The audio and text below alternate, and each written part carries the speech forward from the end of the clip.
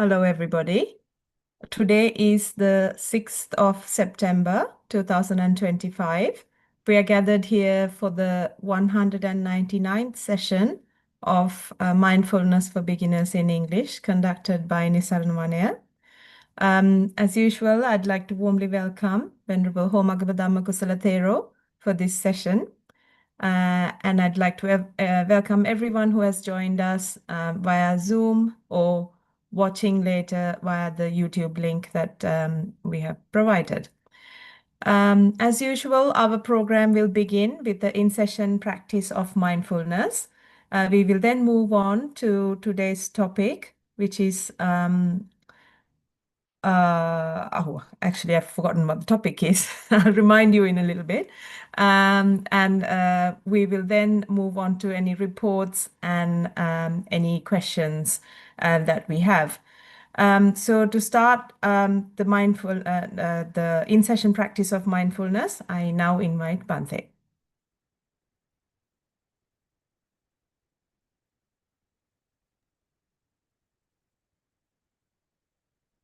Thanks, Sonali. Hello, everyone. So today I thought that we can do an activity related to the topic. For this, you need probably like a couple of glasses of water. And when you have that, we can start.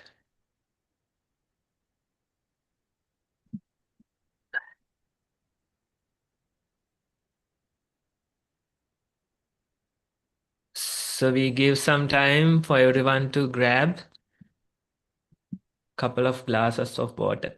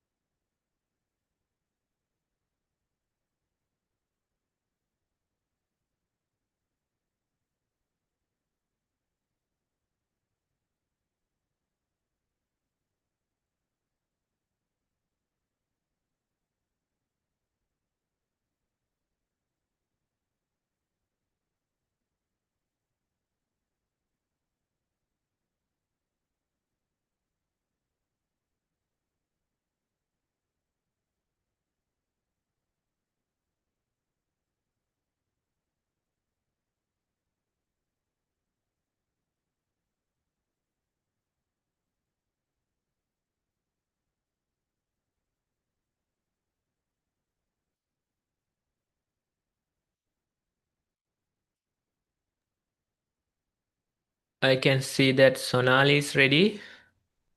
How about others? It would be very nice if you can turn on video and join for the activity.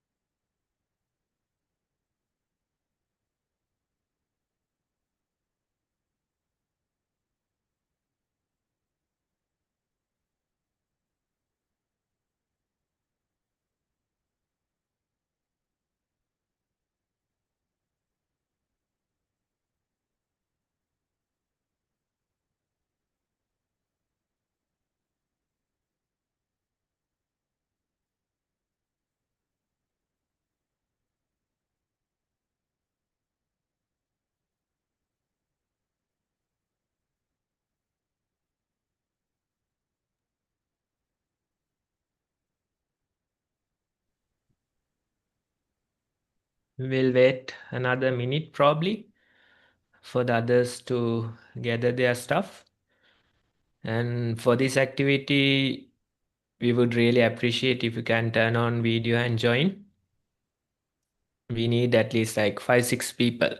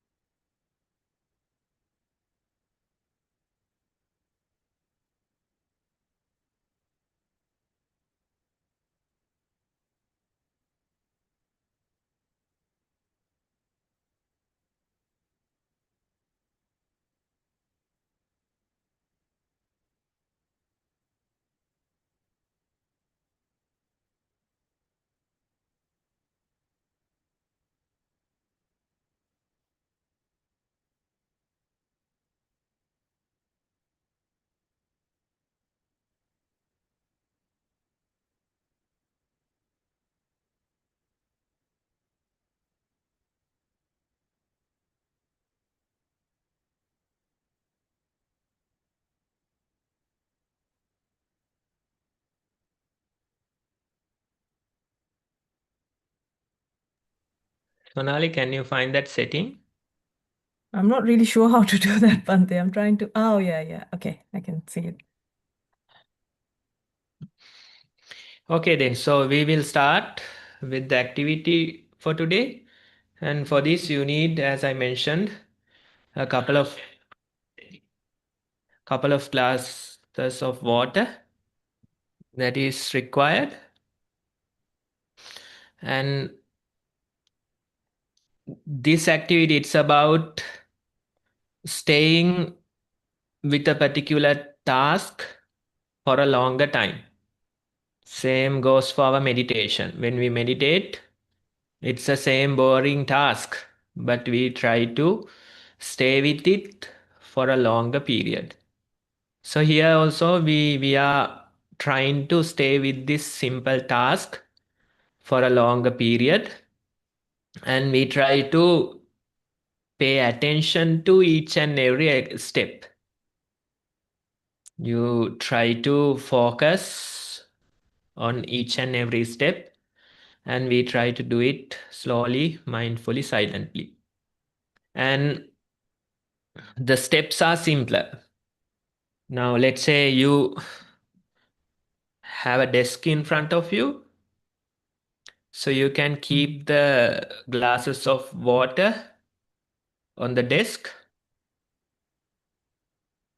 and it involves probably like 3 steps. Let's say 3. You are seated, you have your hands placed on your lap. This is the starting position.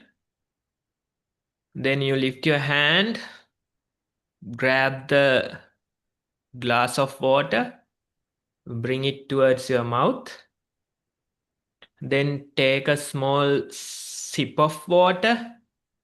Notice the texture, temperature of water. Notice how we are swallowing. That is the second step. Then again, putting the glass on the table and bringing your hand to the resting posture. So it involves 3 steps. Clear? The first one is starting from the resting posture. You take the glass of water, you bring it towards your mouth. That's the first step. Then you take a small sip of water. Notice how you are swallowing. Feel the sensations in it. That's the second step. Again, put the glass of water on the table and come back to the resting posture. So it involves 3 steps, 3 simple steps. This is a simple activity that we do almost every day for many times. But here in this activity, we try to do this repetitively and we try to keep our attention focused on these steps. Step 1, step 2, step 3. Then again, step 1, step 2, step 3. So that way, probably like we can do 25 rounds. 25 rounds, right? So make sure that you only sip your water. Otherwise, you'll be really full by the end of it, right? So you have a couple of glasses in case you have to move to the next one. But we'll take a sip of water only. And that way we try to do 25 rounds. Clear? Any questions? So the idea is to do this repetitive task and stay with that for a longer period. Our attention might wander. We start, becoming like a machine doing this automatically. But we try to break those tendencies and simply focus on the activity at hand. Simply notice the sensations, notice the touch points, notice the texture, temperature of the feeling, notice the weight, notice the drinking part. Then again, when you return the glass, when you put the glass back, you can notice those details. So that way we will start. Maybe somebody, Sonal, you can give a sign and we will start. I don't have a glass of water, but I have a bottle.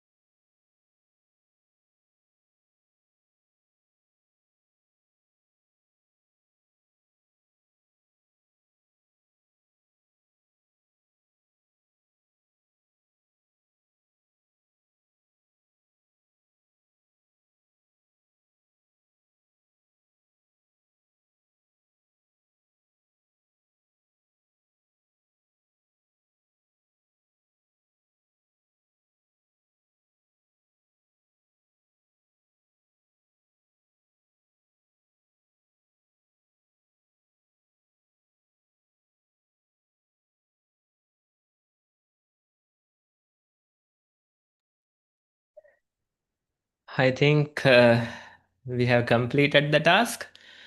I wasn't in sync with you people.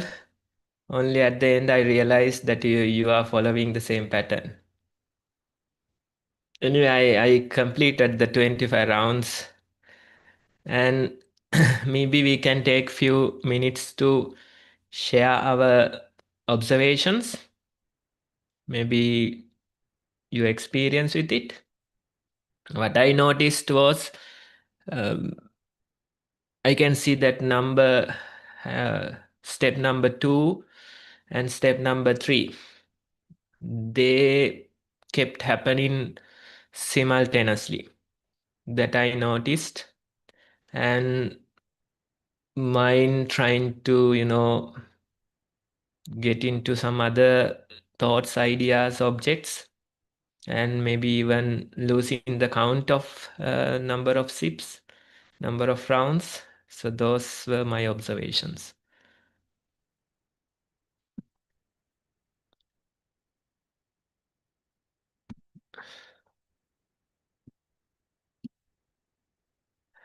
Yes, Sonali. Bhante, for me, I felt like the second step had many steps, the sipping part, because when the glass was moving close to the mouth, I felt like the mouth was getting ready for to receive that. So it was taking shape already. And then the feel of it inside before, and then the swallowing. So I felt like there was more steps to the second action. And also the touching the glass felt very cold, so that was there as well. And then after about the 10th move, my mind went off for a bit to do some other thought, and then I realized and came back, and I was at the task after that. Yes. So the second step is a bit complicated, as you said. Now, I had warm water, so I could feel the temperature and the hot air maybe before even touching the water. So it involves like a few various steps, consuming, swallowing something. Yes. Chamari?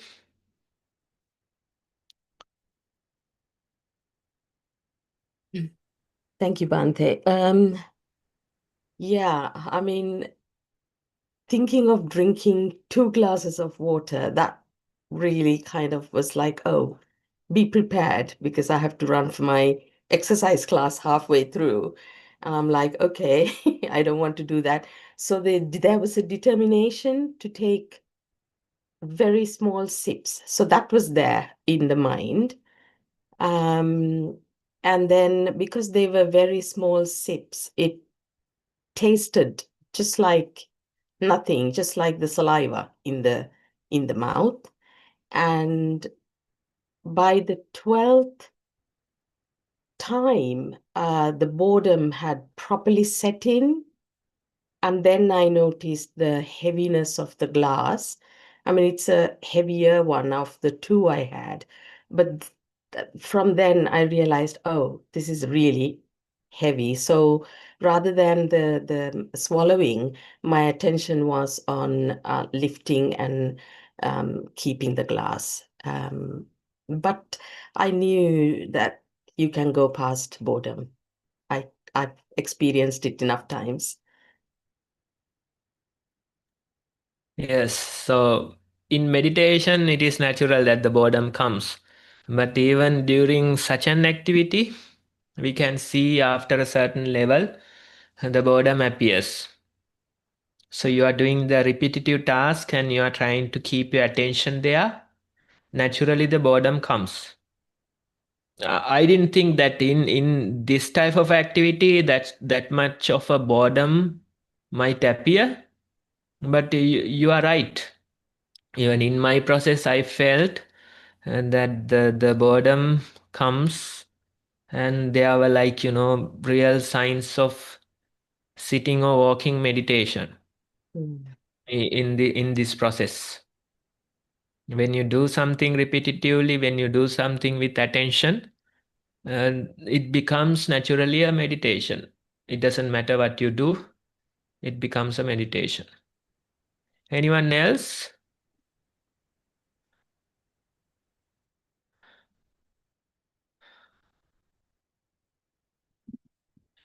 If you can use the Zoom hand.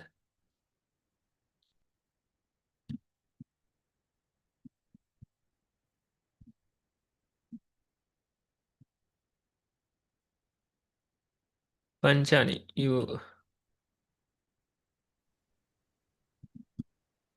Bante, my step one was a bit longer because I was doing it with a previously fractured arm. So I could feel the subtle pains on my shoulder. And that was longer than maybe for others. So I was observing pain. But I could also observe the coldness of the water. And then I could also feel that the water was getting warmer in my mouth. But the putting down and lifting up was longer because I was observing my pains of my shoulders. Yes, so let's say an injury. Those things in a way force us to pay attention.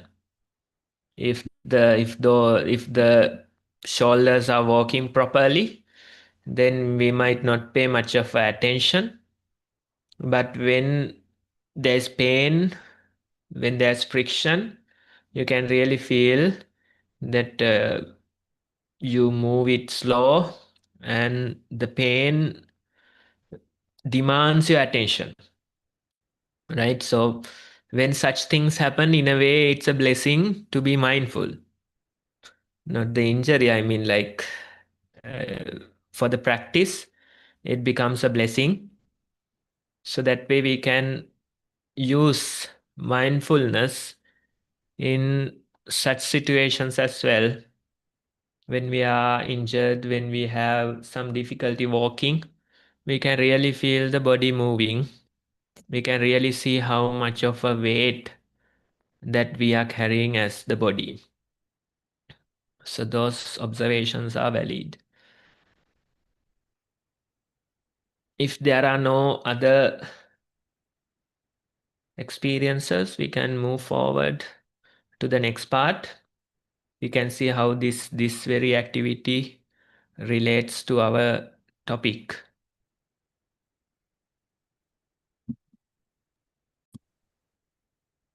Thank you, Bante. Yes, next on the agenda is our talk on today's topic, and the topic this week is persistence, and it is definitely our activities related to the topic today. I now invite Bante again to start the talk.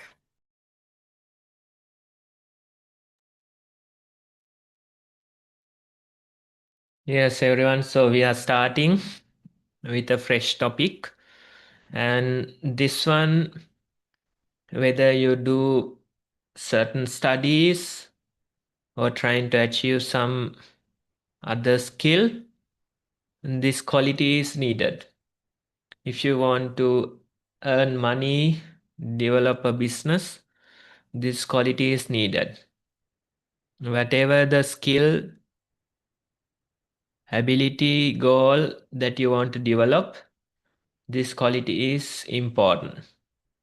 Not only for the worldly things, but even for meditation, to develop your mind. This quality is very much important, valuable. So that's the topic that we have today. And it's a quote from Albert Einstein.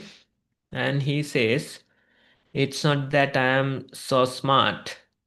It's just I stay with problems longer." That's what Albert Einstein is saying. He's saying it's not that he's so smart. Instead, he stays with the problem longer. That's the idea.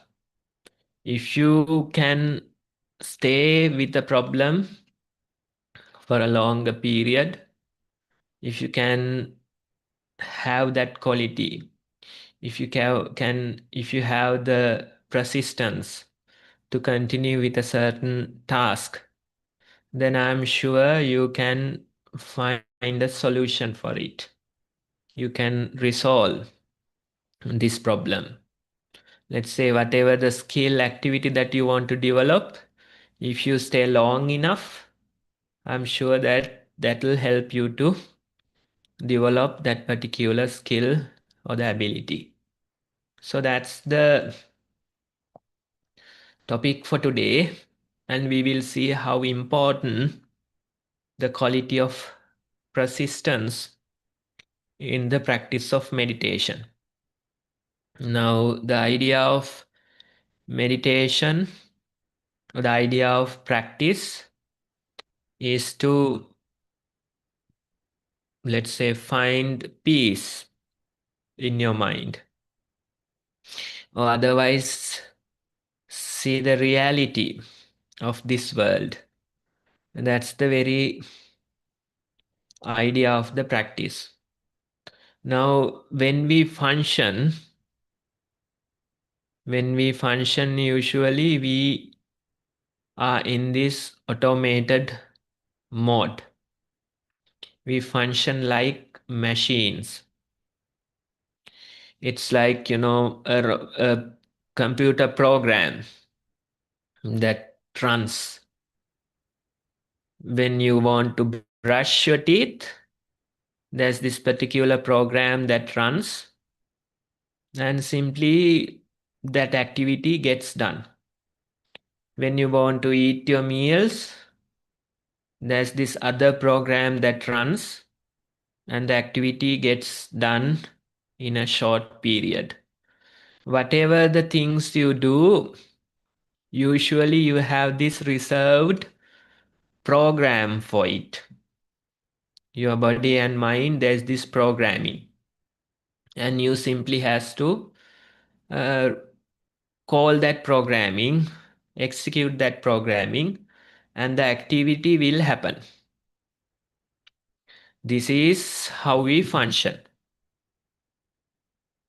It's like this program is controlling you, and whatever the things you do, whatever the choices you make, whatever the thoughts, opinions that you have, all these things, we try to justify them.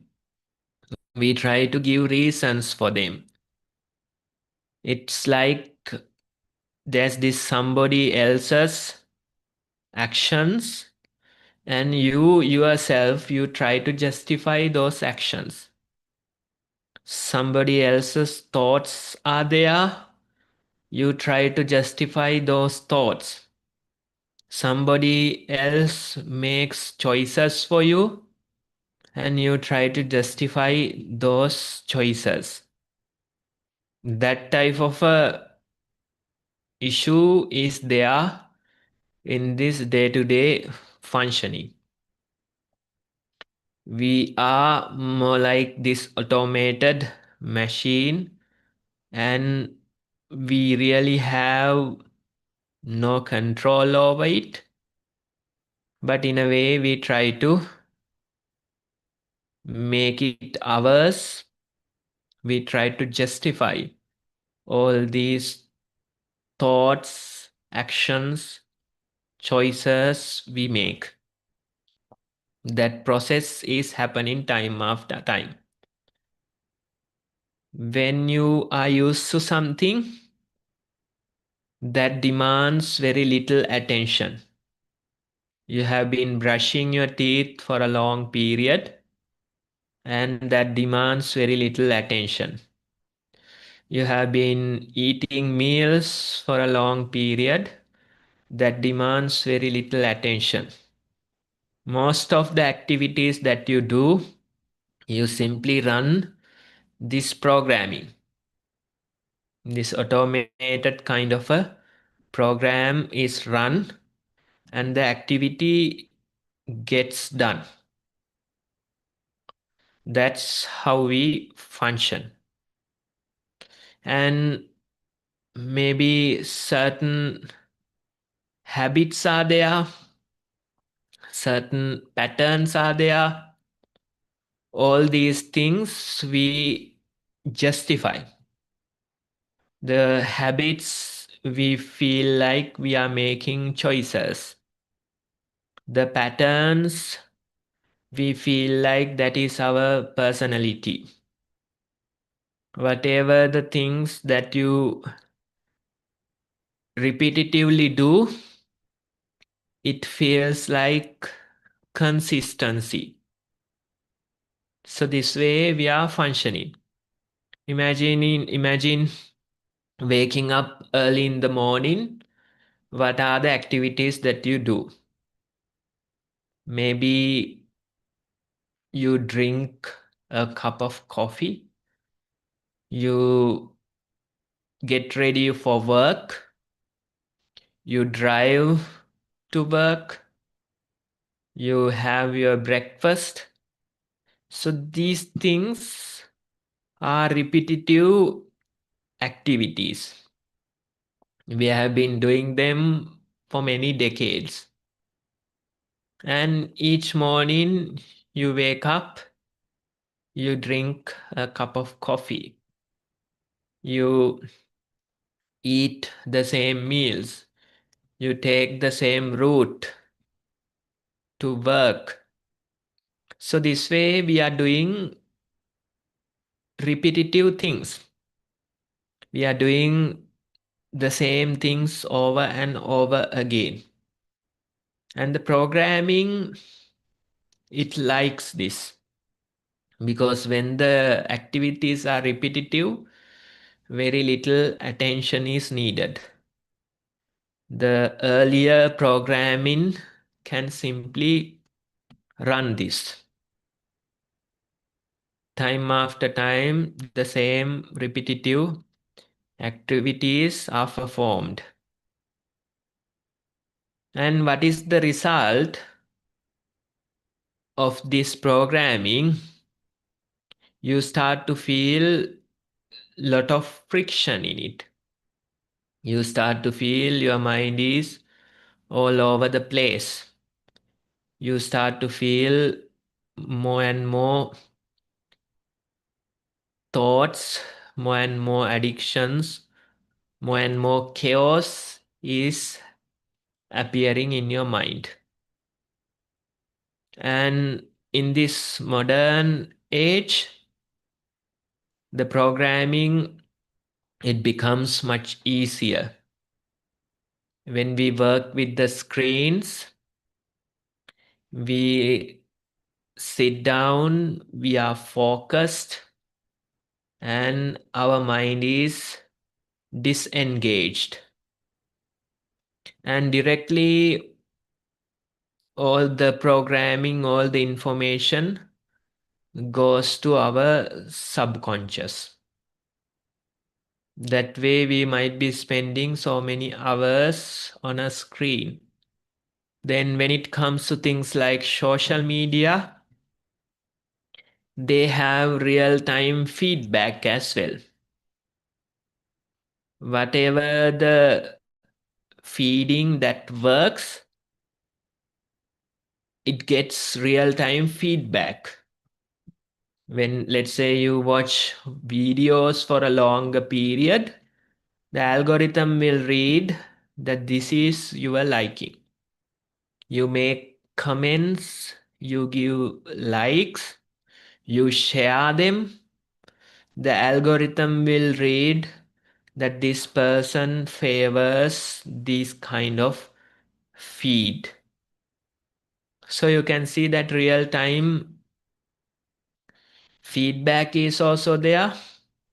Then the algorithm knows which things to feed you.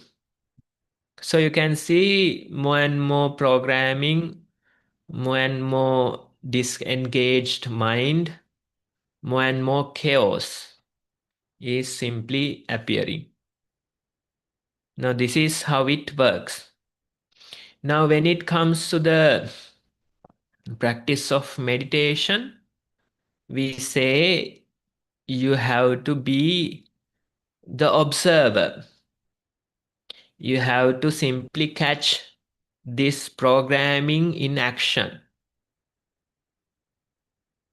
So earlier you have been doing them with unmindfulness, but now you intentionally engage with these activities and try to be mindful during them.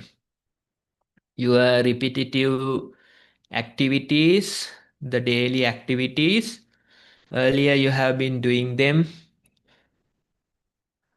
unmindfully, but now you pay attention to them. You try to observe them. You try to engage with those activities. So that difference is there when we practice. We simply try to catch this programming in action. And you have to understand the programming is so powerful. So it is not easy for us to catch this. Sometimes you feel like the mind is so powerful, the mind is so strong, you can't be mindful. Especially beginners, they complain. They say, I can't be mindful. My mind is out of control. There's a lot of chaos in my mind. So that is natural because this very programming, it has been there for a long time. It is very strong. So observing, catching it isn't easy. That's where the quality of persistence is important. You continue with this observation for a longer period. Now you know the problem. The problem is this very existence. The problem is this very programming. So instead of trying to solve, what you do is you simply stay with this problem for a long period. Similar to the idea Albert Einstein is giving. If we have the ability to stay longer with the problem, then eventually we'll be able to solve it. If you have the ability to stay longer with this programming, then you will be able to crack this code. That's the very idea. So you continue your observation. Most people, they think this practice of mindfulness, practice of meditation, they simply want to, put little effort and get the benefit. It's like a drive-through. Can we get out of the drive-through? That's what they prefer. But that's not the case. You have to have the quality of persistence. You continue with the observation for a longer period. You try to catch this programming in action. You try to see how you are getting caught in anger time after time. When you are angry, the programming is so strong, you become the anger and things go out of your control. When you are angry, you don't know what you are saying. Your reaction, you didn't plan it earlier, but they automatically happen.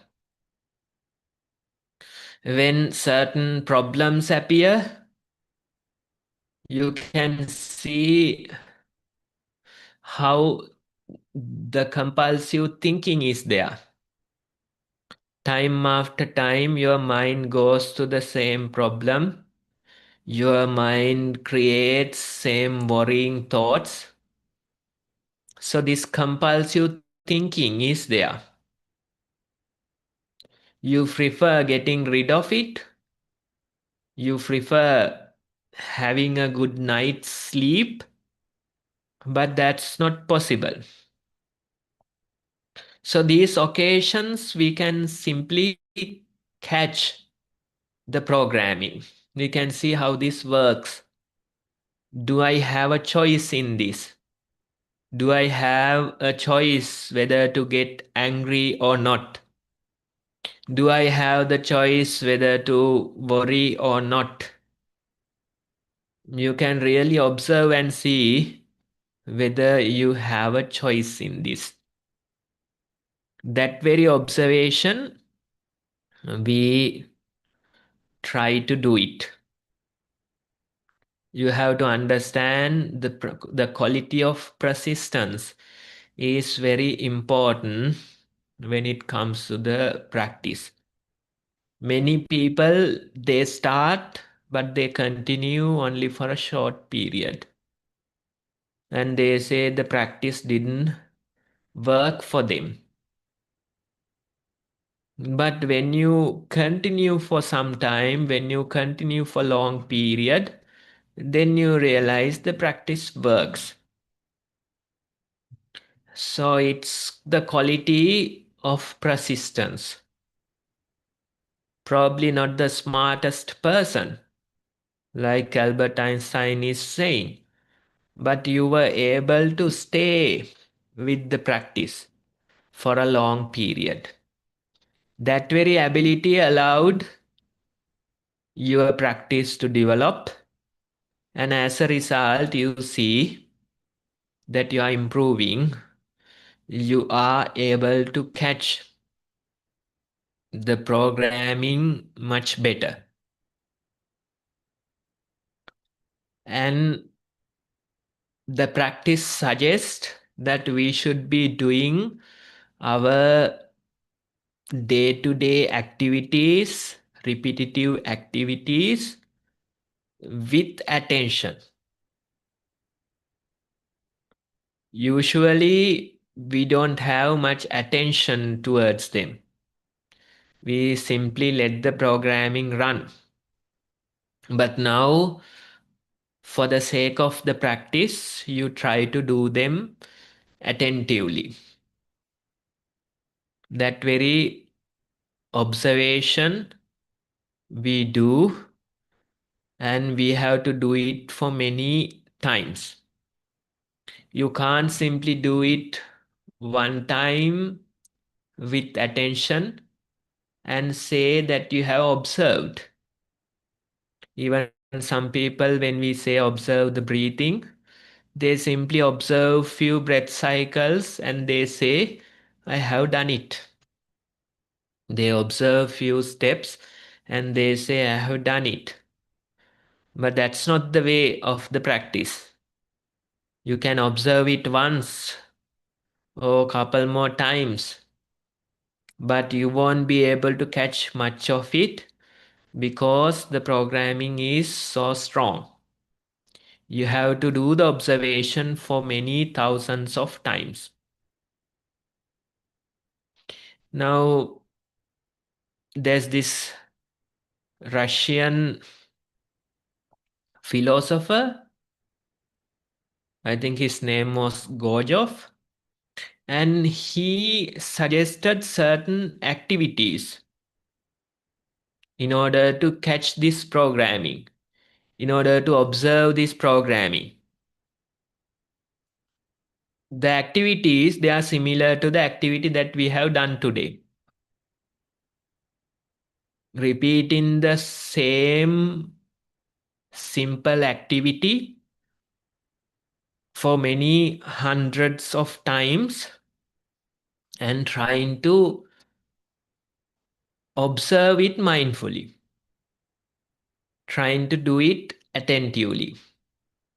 Now in today's activity also, we tried to do 25 rounds. And you could see how your mind prefers getting distracted. You could see when you repetitively pay attention to the same task, the boredom appears. You could see if you are successful, then you start to observe so many little details. So this way, doing these activities repetitively and observing, this Russian philosopher is suggesting that this way we should be able to catch the real programming. We should be able to transcend the programming. We should be able to crack the code. That's his idea. So in meditation, in our practice, we don't try to get into unnecessary patterns. Instead, we have our daily life. We have many repetitive activities and we try to do them mindfully. Every day you are having few meals. You have been having them for many decades. You have been drinking water for many decades. You have been washing yourself for many decades. So simply pay attention to those repetitive activities and try to do them mindfully. That's the very practice. And that way we try to catch the programming. We try to crack this code. And when you do that, you can really see how the very existence reveal itself in the process. When you do it for many times, when you do it mindfully, you start to see cracks in this program. Now, if you go on YouTube, the most popular channel would be, or the most popular guy on YouTube would be Mr. Beast. Mr. Beast, he has been doing this for many, I think maybe around 15 years. And in his channel, the very first videos he has done 12 or so years ago, this fellow has done similar activities. Staring at a blank screen or white noise kind of a screen for 6 hours. Screen, it doesn't show anything, only the white noise. And you keep staring at it for 6 hours. Counting to a particular number, very high number, or repeating the same phrase for 1,000 times. So these type of activities or these type of videos he has done, and you can see how in the beginning lot of energy, lot of excitement, and you do it properly. But when you go through the whole cycle, when you go through many hours, when you go through many hundreds of repetitive activities, this person, he loses the energy, the boredom appears, the mind gets distracted, all those symptoms come. Maybe towards the end of the video, it's like more like detoxing symptoms. You can feel that he's having trouble continuing. So when we observe our daily activities repetitively, then gradually the reality of this existence get revealed. Most of the time we change activities, we change objects. That is how we function. But in the practice, we suggest that we should be paying attention to the activity at hand. We do it in the sitting, we do it in the walking, and even daily activities. We try to pay attention to the particular activity. And that way, when you try for many rounds, you can see the reality of the existence, it reveals itself. Earlier, the programming, it ran under the cover of ignorance. But now, due to the light, due to the mindfulness, you start to see the cracks of this programming. Gradually, you can see those cracks appear. You can see how little you have a control in your body and mind. You do many things in your body, but are you really in control? You think thoughts, have many opinions in your mind, make choices, but are you really in control? That very observation will develop, and gradually you can really see what's the reality behind this. And more you see the reality, more distance the mind will create from the programming. Earlier, you claimed ownership to all those actions, to all those incidents, to all those opinions, thoughts. But now, when you realize it is not really you, that helps you to create some detachment from them. Naturally, the detachment arises. This is not really mine. These are not really my thoughts. Although it feels like I am making choices, I am not really making choices. So that very observation for many thousands of rounds will create a certain detachment in your mind. And that detachment will generate the peace within.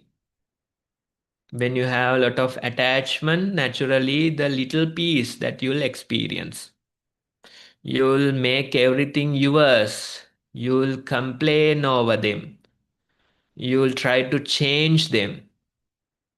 That type of a behavior is there when there is a lot of attachment. For attachment, the result is suffering.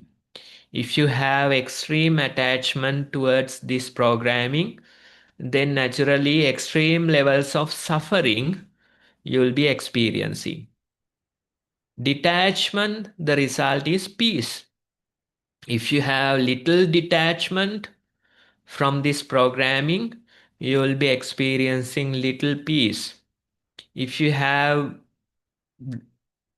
majority of the detachment from this process, then you'll experience a whole lot of peace in you.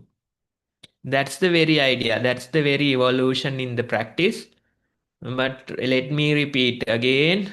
If you want to develop this practice, if you want to feel the peace that appears from the practice, then you have to have the quality of persistence.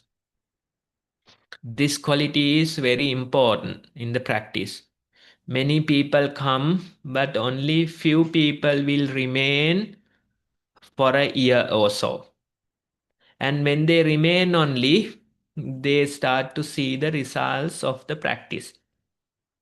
So that very quality of persistence, staying with this problem for a longer period, that ability we have to have, and that will help us to experience lasting peace within. So that's the idea for today. Thank you for listening. Thank you, Bante. As with anything, persistence based. So that then moves on to our next item in the agenda, which is the reports that we have received that we present to Bante for his feedback. Before that, I will quickly run through the guide of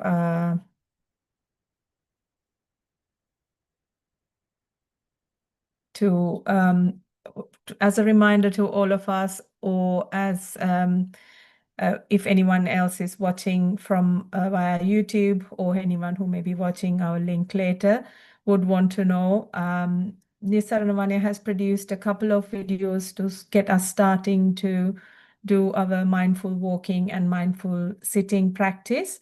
These videos will help you to get started and remind you of what to look out for as well. And once you have watched the videos, you can then allocate any amount of time to begin with to start mindful walking and mindful sitting. Once you are comfortable with a small amount of time, slowly increase your time. We do recommend 2 hours of each practice. However, you can continue with any amount of time that you are comfortable with and gradually increase it as you get more comfortable. Once you have experiences of your own, that is when we want to hear from you. Write down your reflections in a report. You will see a couple of reports from now on to get at the format of how we would like to receive it as well. And this would be on your own experience. It is what you felt when you were doing the meditation practice, how your mind was when, what you felt with the walking, your sensations on your feet, and while you were sitting, what your primary object was, and then how you went on, even if you were distracted, whether you remember all of that. So that is your own experience. That is what we're expecting to hear. So Bante can give you some guidelines, guidance into how you can proceed further. So you can send out reports via a Google format that's there. I will share all these links on the chat section in a little bit. And then the email is beginnersenvy@gmail.com.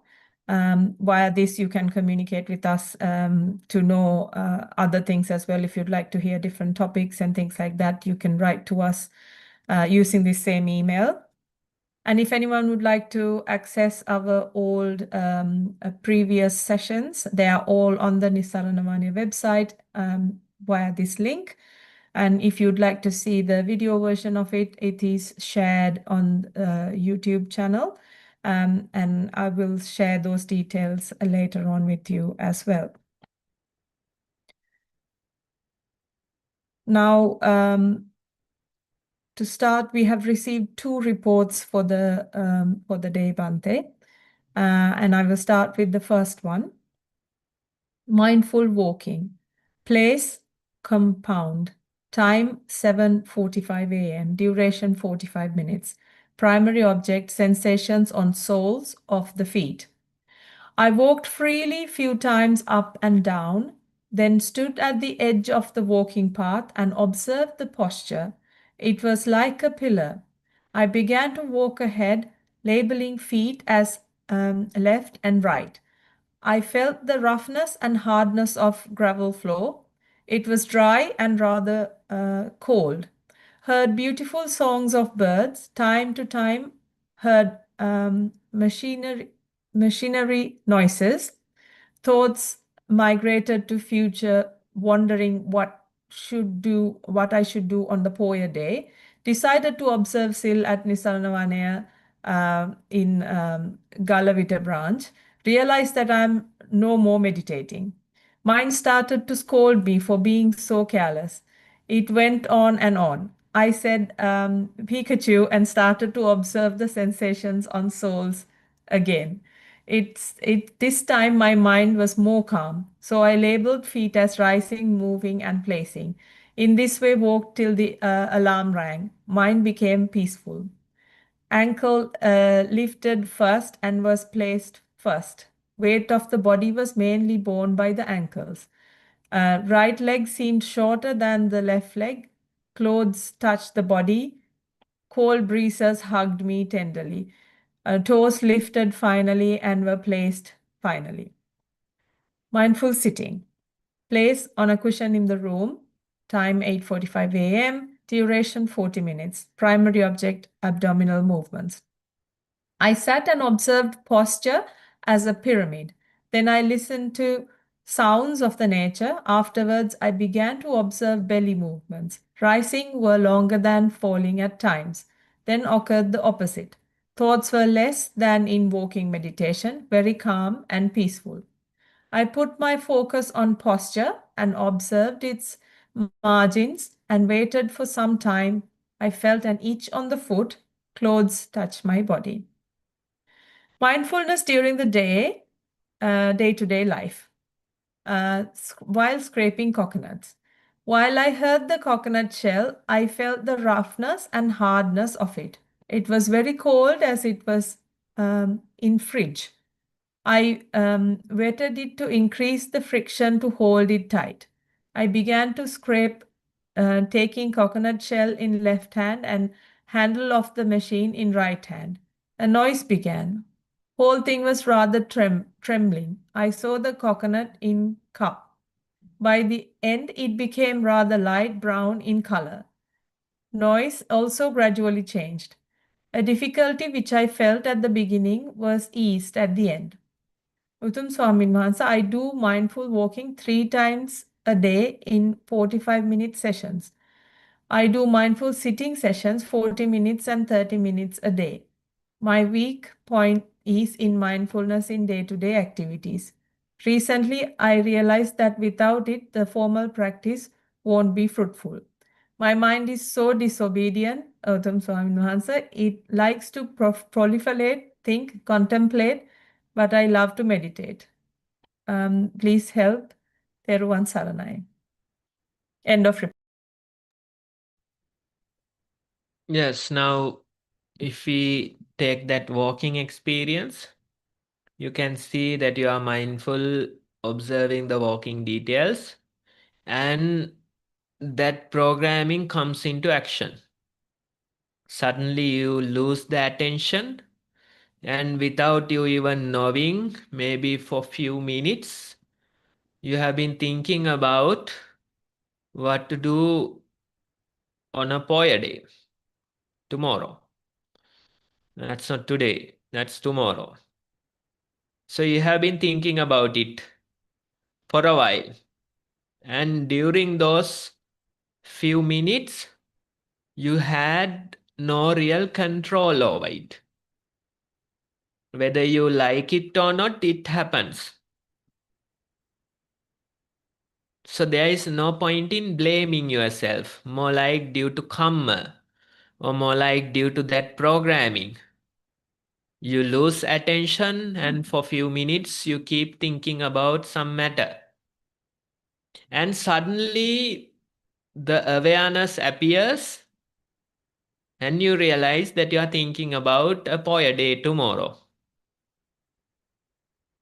Then the judgment follows. Your mind starts blaming, your mind starts cursing, judging yourself. So you can see during the first part, there's no choice. It is happening due to some, let's say, due to karma. Then the attention comes. You realize that you are thinking. Then as a result of that attention, the judgment appears. So you can see only at the moment of the awareness, the judgment appears. Before that, there is no judging. Right? So you can see only after becoming mindful, all these blaming, judgment kind of a game starts. So it ruins your mindful moment. Earlier you were unmindful, during that period nothing happens. Then when you become mindful only, the judgment follows. So it is ruining your moment. Now you are mindful and that moment is ruined by the judgment. Right? So meditators, they have to understand for the first part, the part where you are unmindful, you have no choice. So there is no real point in blaming you. If you have a choice only, you have to blame yourself. But if there is no choice, what is the point in blaming? So the program is running. During that part, the program takes control. You are lost. You don't know where you are. So don't try to judge yourself. Don't try to blame yourself. This is the reality of the existence. When the programming takes control, you have no choice. So what's the point in blaming yourself? When you blame, what you are doing is you are creating additional trouble. You are blaming yourself for something that is out of your control. The mind wandering part, that's out of your control. And you are blaming yourself for that. And in the process, you are ruining your mindful moment. So if you understand then gradually you have to take control only in the part where you are mindful. The other part you can't take any control. You shouldn't be blaming yourself. Only during the part we are mindful, we try to practice. Let the other part be. That's not a problem.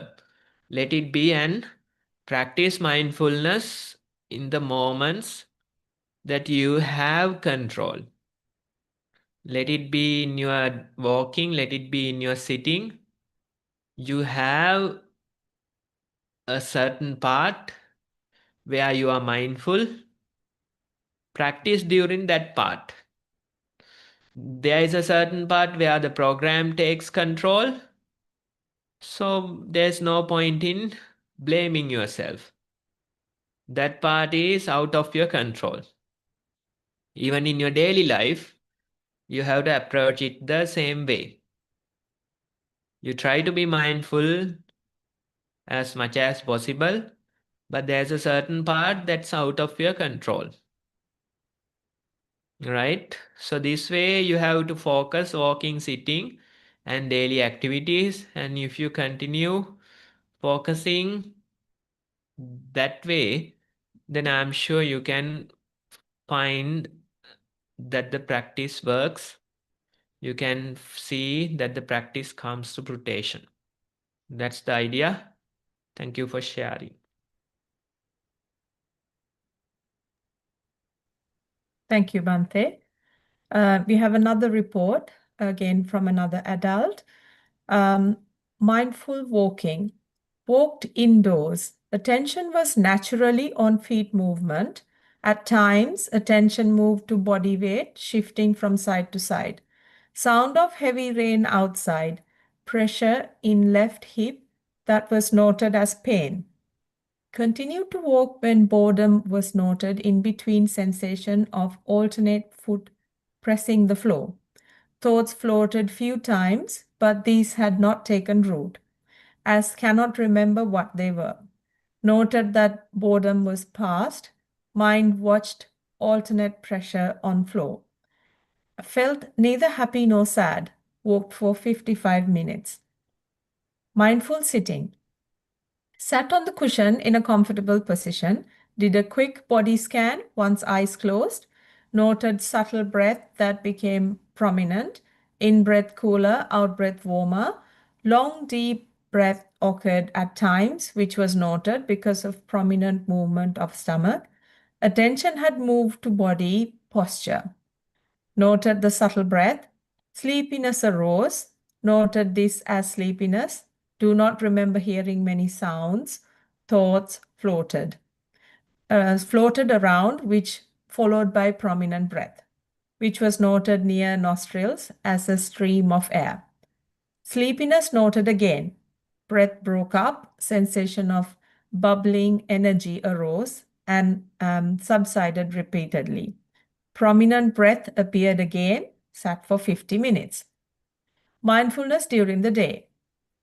In the last couple of weeks, the motivation to learn and practice Dhamma has increased. Associating with like-minded friends has been key to this. When something disappointing happened a few days ago, it felt like the mind was split into two. One part was experiencing the impact of the event, and the other part was simply noting what was taking place. Felt the heat and pressure in the chest. Volumes of thoughts cascading in the mind and all kinds of judgments arising from mental agitation. It was the noting mind, or is it also the mindfulness, that pointed these out. This helped with slowly returning to the mental space before the disappointment. Of course, not in an instant, but little by little. Amount of mental agitation and judgment was also reduced within the hour. This was a great test of patience. There was a time when something similar would have taken up a couple of days to subside, and it lasts several times. It has been much faster in returning to baseline. It may sound like magic, but it is because of years of practice which continues. Dear Bhante, look forward to your valuable feedback and immense gratitude for the guidance in practice. End of report. Yes, so it's not magic. You have earned it with many years of practice. And it's good to see that the practice works and you get to see them in such difficult situations. There is this, like, the impact of the incident, and there's the knowing part, observing part. It's more like the split mind. Earlier, only the impact, that part was there, but due to the many years of practice, you have developed the observer part as well. Now it's like a game between those two. The observer is there, the thoughts, memories, emotions, the impact of the incident, that's there. Sometimes these thoughts, memories, they take control. Sometimes again the control is taken back towards the observer. So this is happening time after time, and it's like, there's this neck to neck fight between these two sides. And earlier it might take you few days to settle down, return to the normal, but now you are returning to it much faster. Maybe within couple of hours you might return. So you can see the resilience of the mind has improved. And there's a long way to go. When you continue for, let's say, many years ahead, then you realize maybe now it's taking couple of hours, but later it will settle down within few minutes. Maybe after few years of practice, few more years of practice. So you can see it's always a journey, improving little by little, going towards more and more peace. So imagine if few years of practice helped you reach this level. If you continue for few more years, what impact it will have. So that's the very hope, that's the very idea in this practice. We have practiced and we are developed into a certain level, but it's not the end. There's a long way to go. So all of us, we are in that journey. We are making ourselves better, little by little. It won't happen overnight. It won't happen within a week or two. Instead, it takes time, but it's worth it. That's the very idea reflected in your report. It takes time, but it's worth it. So continue, and maybe after a few more years, you'll see even a greater difference.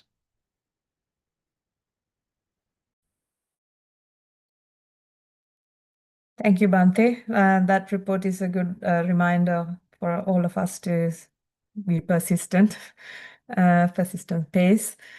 Right, so that is the end of reports that we have received. Does anyone have any questions in today's session or anything related to your own practice? Now is the time to ask questions from Bhante.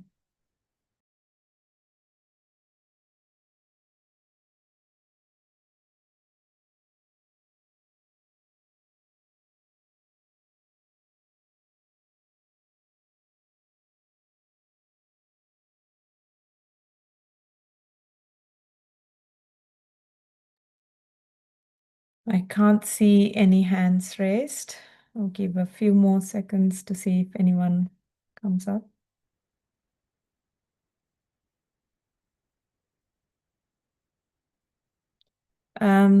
Yeah, no one's raised their hand, so I'm assuming there are no questions today. But you're always welcome to write the questions to us at beginnersenvy@gmail.com, or any topic suggestions as usual as well. Write to us, and we will take it up, and we will definitely put that in the next agenda as well. So that will bring us to the end of the session today. I would now like to thank Venerable Homagama Dhammakusala for his continued guidance on for years on this program for us. And also we can't forget the Chief Abbot of Nisaranavanaya, whose ideas was to initiate this program, Venerable Udayiriyagama Dhammajiva Mahatero. May they all may they improve their own practice as well, use this merit to improve their own practice as well. Thank you to all the organizers who are working behind the scene, getting a lot of things done so that this program come to us every week. And also everyone who participate via the live link, or anyone who may be watching later via our YouTube link or Facebook link as well. As usual, we will be meeting at 1 p.m. in Sri Lankan time, and may you have a happy and mindful week ahead. I will now stop the recording and end the program for everyone.